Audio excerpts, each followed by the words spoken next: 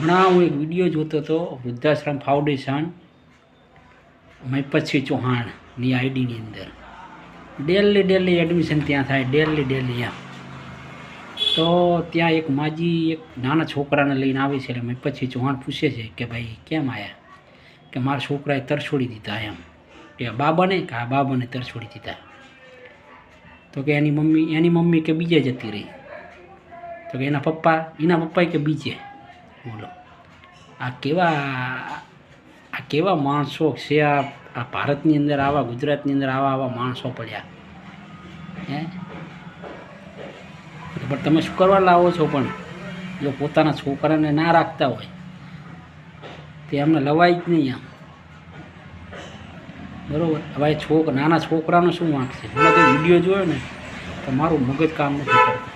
બોલો આવા કેસ એ વૃદ્ધાશ્રમની અંદર એડમિશન થાય છે કે તમારા આંખમાંથી આંસુ આવી જાય એમ, કે માનવતા મરી ગઈ છે, માનવતા સાવ મરી ગઈ છે એમ. હવે ખબર પડી કે હવે કળિયુગ આવી ગયો. હાવ એટલે હાવ હવે કળિયુગ આવી ગયો. અને 2026થી છેક ડિસેમ્બર સુધી મને લાગે છે બહુ ભયાનક દિવસો આવશે એવું લાગે છે. જો વિડીયો તમને ગમે તો વિડીયોનો લાઇક, શેર અને ચેનલને સબસ્ક્રાઈબ કરી દેજો. જય હિન્દ, જય ભારત. મા બાપને ભૂલશો નહીં.